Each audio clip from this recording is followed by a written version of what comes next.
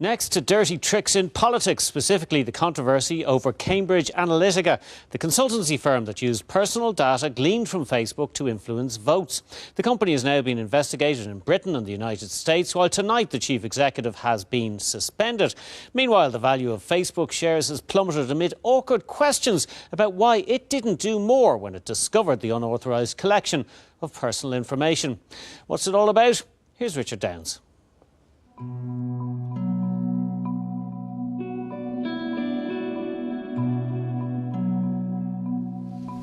It all started so innocently. Take a personality test on your Facebook feed. Find out more about yourself. Learn about those personality traits that have always concerned you and get a full report. But in this case, those who took the test got more than they bargained for. The quiz in this case was devised by Alexander Kogan, a behavioural scientist from the University of Cambridge. 270,000, mainly Americans, took the quiz. But those 270,000 were linked to a further 50 million people on their Facebook pages, friends and contacts. And Mr. Kogan was able to get data on this extraordinary number of people.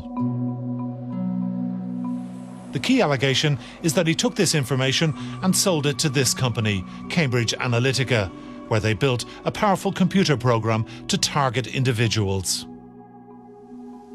My name is Christopher Wiley. I'm a data scientist, and I helped set up Cambridge Analytica. Essentially, the pitch was that we were going to combine micro-targeting, which had existed in politics, which was, in part my background, but bring on boards new constructs from psychology, so that we wouldn't just be targeting you as a voter, we'd be targeting you as a personality. And in order to scale that, we would then be collecting a lot of data on people. And tonight it was revealed that company executives boasted of their role in electing Donald Trump, saying they used unattributable and untrackable advertising online, including the infamous Crooked Hillary campaign, using their wide range of media skills, a technique familiar to the whistleblower. They then create that content. That gets then sent to a targeting team, which then, injects it into the internet. Websites will be created, blogs will be created, whatever it is that we think this target profile will be receptive to, we will create content on the internet for them to find. And then they see that and they click it and they go down the rabbit hole. In Ireland, where we're facing into a potentially divisive referendum campaign, observers worry about similar techniques being used here to unsettle voters. Those advertisements, when I open Facebook, appear in my feed amongst, photographs from family and friends. And so those ads are highly targeted at me. And so my dad will see a different set of ads than I see. Facebook allows advertisers to really micro-target people. That makes perfect sense from a business point of view if you want to try and sell a product. When it comes to things that are trying to influence opinion, it's quite dangerous because it means that if I'm seeing things that a lot of other people can't see, that opens a window for misinformation.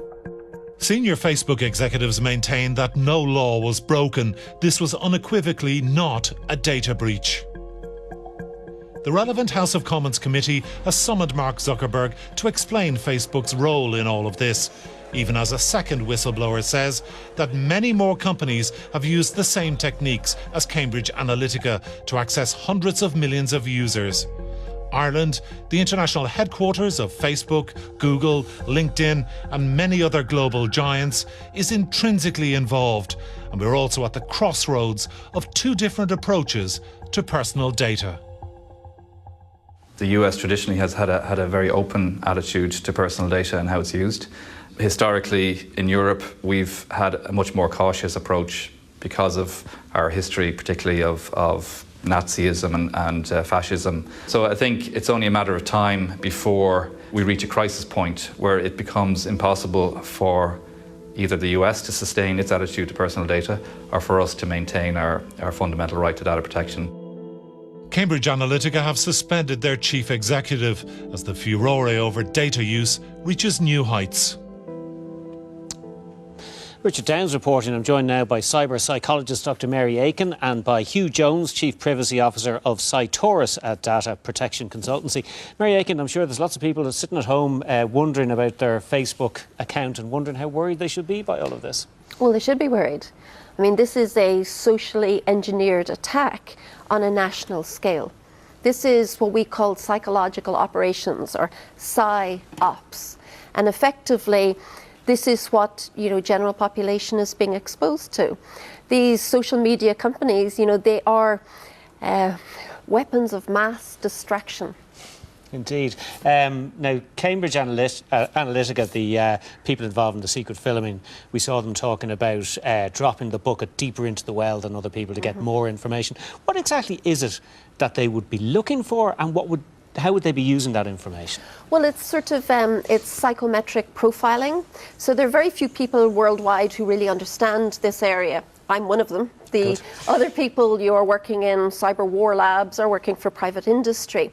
And effectively, what they're doing is trying to harvest data to create a profile. So let's say it appears that you're a little bit neurotic, arguably speaking. What they're trying to do then is find out which buttons they need to press to actually drive your behavior. So you would respond well to a fear stimulus, and therefore they can actually influence or manipulate your sentiment or your behavior.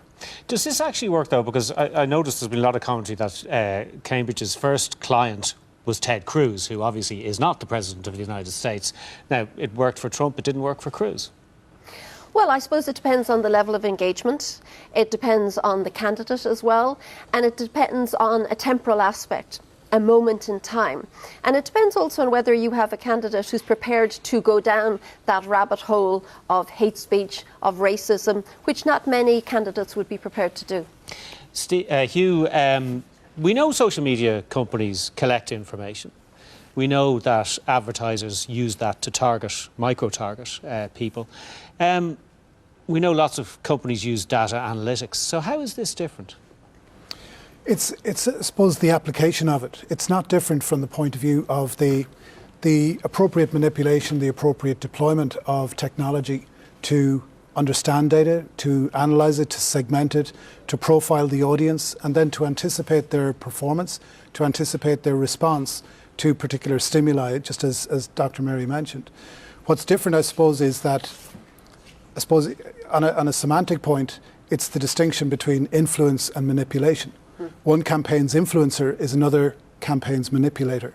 And particularly when that becomes, it leaves the commercial threshold or the commercial segment of, product promotion, product placement, and gets into the democratic process of voting, of influencing the outcome of the democratic process. That's where it becomes a substantially different argument. But how do we draw the line? How do regulators draw the line? I mean, if you're using this information to persuade somebody to buy a particular brand of soft drink, and then the difference is you're using it to persuade somebody to vote for a particular candidate. I mean, how do you draw the line there? It's all manipulation at some level, isn't it? Well, again, to the victor, the spoils. Certainly the outcome of the campaign will determine who gets to gloat and who gets to boast.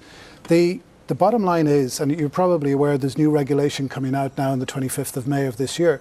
A core element of that's innovative and that's a reflection of this developing industry is the definition of profiling, meaning the anticipation of an individual. So segmenting and slicing and dicing the data to anticipate an individual's behaviour, their likely response to a particular stimulus. The legislation, very tellingly, doesn't prevent and certainly doesn't outlaw profiling. What it does crucially say is, and that seems to be missing in this particular story, two things. One is that the individual will be given transparency, that it will be clear, it'll be informed, it'll be open as to the intended use of the data. That appears to be missing, to what I understand of this case. And secondly, and crucially, that the individual will be offered the opportunity to opt out, to have their data, their information removed from such profiling at their choice. Mary, Facebook are very keen, obviously, to say, oh, this wasn't a security breach, which in some ways makes it worse, I suppose. But what happened here, it appears, is that a subcontractor, an app developer, got information they shouldn't have and then passed it on, which they also shouldn't have, and was in contravention of agreements they had. Well, they got information that they had been given access to, and it's interesting that Facebook, according to the Channel 4 report, mentioned the issue of consent, that people consented to their data being harvested, but also the settings of their connections online allowed their data to be harvested as well. And what I think is really interesting is it raises the issue of consent, because we're in the middle of a debate here on the digital age of consent. So in terms of, do we really want to expose 13-year-olds to psyops? Because this is where we're heading. You would hope that the 18, 19, 20-year-olds had some sort of, critical thinking capacity that they could actually say, well, I consent to this. A 13-year-old would be fair game to predatory enterprise that would seek to target them online. You're also assuming that people will actually read the terms and conditions, which many of them didn't. I mean, we saw that thing in London with the free Wi-Fi, and you had to give up your first child. Yeah. I can guarantee you that the 13-year-olds will not be reading the terms and conditions. And maybe some of the 18-year-olds and 19-year-olds as well. I know you've worked in the States on this issue. I know you're doing some work in Mexico as well. How does Ireland compare, and what should the government be doing to try and prevent this sort of thing happening here? I think the first thing that they should do is that I think that they should listen to expert advice. I think they should listen to citizens, parents, people who are experts in the area, who are technology literate and saying, this is not a good thing. I mean, Hugh and I were talking about it earlier. He's somebody who's a specialist in data protection. He doesn't think that 13 is the right age for consent. In terms of what's happened with behavioural manipulation online, we had this scare in the 1950s with subliminal advertising, but this is algorithmic subliminal manipulation. So I think we have to step up from a governance point of view. I 6 months ago was on Capitol Hill talking to the US Congress about this issue, to representatives there, saying that in terms of governance, we can't allow these companies to self-regulate. We have to step up and enforce governance. Hugh, I'll go back to you finally. In terms of what the government should be doing, I mean, I know you advise companies on how to handle data and protect it. Should the government be doing more in terms of laying out the rules, particularly seeing as Facebook Europe is based here? It's an interesting question to ask. Certainly Ireland is at the forefront in terms of the sheer volume of large organisations that are based here, that have some level of compliance or obligation under Irish and by extension under European legislation. It remains to be seen, I suppose, at a number of levels, the aggressiveness with which the Office of the Data Protection Commissioner and other regulators will enforce the new regulations, the flexibility and creativity, the willingness of organisations to stay between those white lines. I mean, we don't want to cramp the creative juices of innovators. That's always a healthy sign of the evolution of the sector. But at the same time, there has to be, as Dr. Miriam mentioned, there has to be a recognition of those lines, the demarcation lines beyond which you should not be going. Okay. And we see evidence of that in this particular case. Okay. Hugh, thank you very much. Mary, thank you very much indeed for joining us. No doubt we'll be coming back to this subject again. Miriam. That's it from us for tonight. So from David, myself and everyone on the Primetime team, thank you very much for watching, and Ihiwa. It was really interesting. This Thursday at 10:15, Primetime brings us a special programme on high-profile missing person cases. Barry Cummins has the details surrounding the disappearance of Dublin woman Elaine O'Hara and the subsequent conviction.